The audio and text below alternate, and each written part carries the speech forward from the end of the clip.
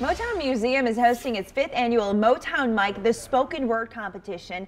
It's where Metro Detroit's most talented poets can go head-to-head and perform original pieces in hopes of becoming Artist of the Year. This morning, I'm so excited to welcome Raina Baker. She's the program manager of Motown Museum, and Will the Poet Langford, last year's Motown Mic winner. Thanks for waking up with us. So tell me about this really cool competition. So I'm really excited about Motown Mic this year. Motown Mic is a celebration of the Black Forum label. That's Motown's spoken word division that was active in the early 70s. And so you'll hear thought leaders and orators like Dr. King, Stokely Carmichael, Elaine Brown, Langston Hughes. And so Motown Mic gives a platform for young artists, so it's a continuation of that legacy. It's fantastic. Tell me what happens every Friday. Every Friday in April, poets come out and compete for an opportunity to be named as finalists. So every Friday we choose 2 poets to go on to the grand finale, and they compete with a Motown inspired piece, and they have the chance to win a $1,000 cash prize, be published in a literary broadside, and named the Motown Mic Spoken Word Artist of the Year.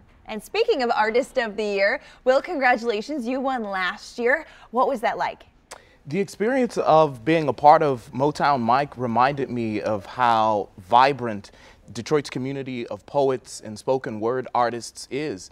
The sense of community, I think, is the thing that was the most exciting and exhilarating for me, to work in the company of such accomplished and warm poets in our community. And you brought a little piece you're going to share with us today. Yes, I did. All right, tell me what you're going to be talking about. So the piece I'll be sharing is called Mary Wells, and it celebrates parts of Detroit's legacy, including Berry Gordy's entrepreneurship, as well as the musical contributions of many of the artists who are part of Motown, and also Motown Records' Black Forum label, which recorded the spoken word of Langston Hughes, Stokely Carmichael, Dr. Martin Luther King, and many others. All right, we'd love if you'd share it with us. Okay.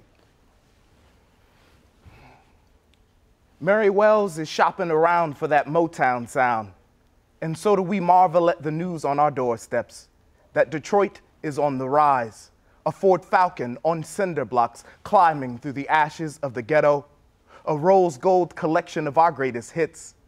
The Saints and the Spinners would have you believe our hope died in the riots, the contours of our being steel body misaligned by the fires and the blight. But please, Mr. Postman, deliver us some truth.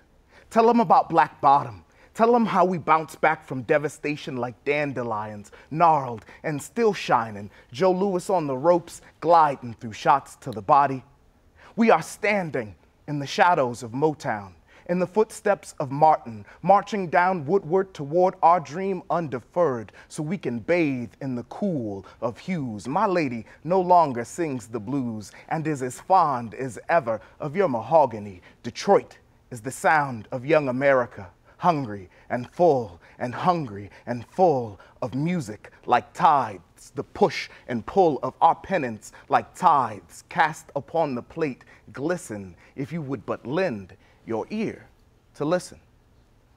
All right, Will the Poet Langford, fantastic job. I see why he won. But again, tell me how people can get involved with this. If you're interested, just come on down to the museum every Friday this month.